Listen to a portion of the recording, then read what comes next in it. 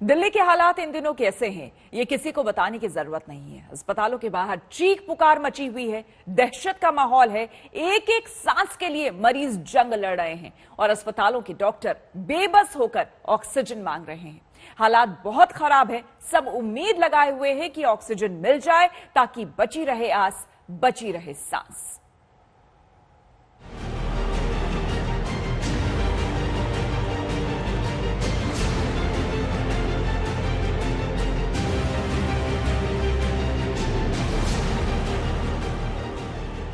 दिल्ली कभी इतनी बेबस, इतनी बेचारी, इतनी बदहवास और इतनी मायूस नहीं दिखी।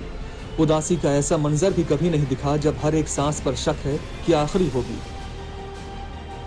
दिल्ली में अस्पतालों के भीतर और बाहर हाहाकार मचा है।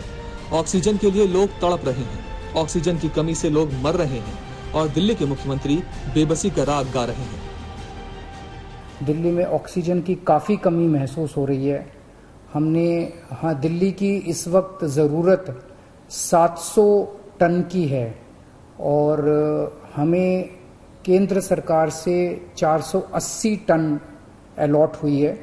कल 10 टन और अलॉट किया केंद्र सरकार ने। 490 टन अब दिल्ली को अलॉट हुई है, लेकिन ये पूरी अलॉटमेंट भी अभी दिल्ली में नहीं आ रही है।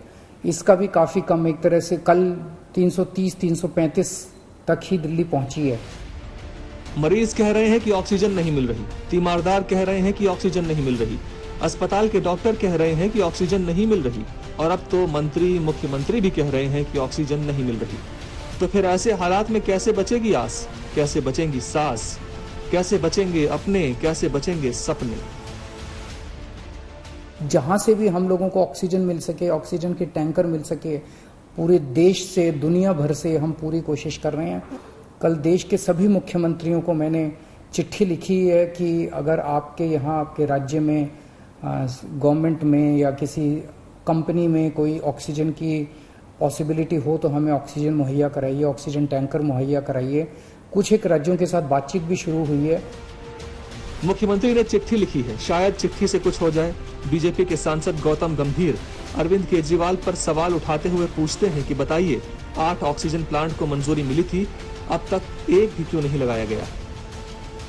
तो 1 साल आपको वक्त मिला था, पिछले साल कोविड से लेके इस साल कोविड तक आपने कुछ क्या नहीं किया।